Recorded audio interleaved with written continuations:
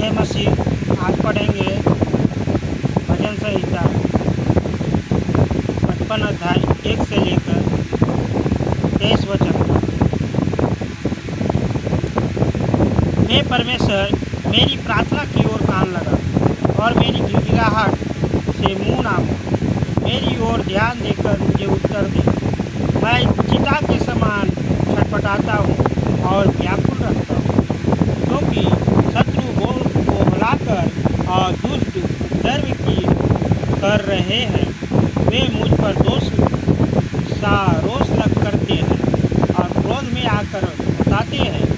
मेरा मन भीतर ही भीतर संकट में है और मृत्यु का भय मुझ में समा गया है। भय और कपकपी ने मुझे पकड़ लिया है और भय के कारण मेरे रोए रोए खड़े हो गए हैं। तब मैंने कहा, भला होता कि मेरे कबूतर के पंख होते तो मैं उड़ जाता और विश्राम पाता। देख, फिर मैं तो उड़ते उड़ते दूर निकल जाता और जंगल में बसेरा लेता। मैं प्रचंड प्यार और आंधी के झोंक से बचकर किस शरण स्थान में भाग जाता। हे प्रभु, उनका सत्यानाश कर और उसके भाषण में गड़बड़ी डाल दे, क्योंकि मैंने नगर में उपद्रव और झगड़ा देखा है।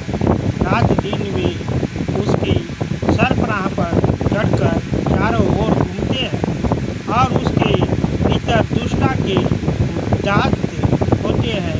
उसके भीतर दुष्टा ने बसेरा डाला है और अधेर अत्याचार और छल उसके चौक से दूर नहीं होती।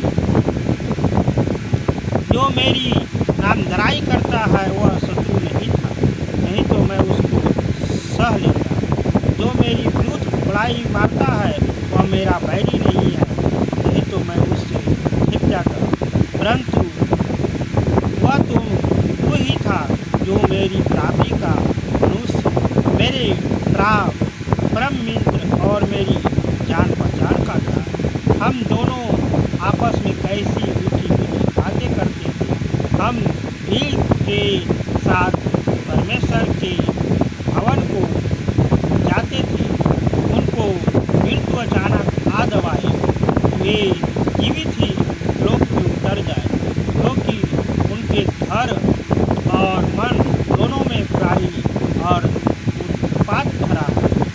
परंतु मैं तो परमेश्वर को पुकारूंगा और वह मुझे बचा लेगा। मुझको भोर को दोपहर को 3 पहर में दुआई दूंगा और कहराता रहूँगा और वह मेरा शब्द सुन लेगा।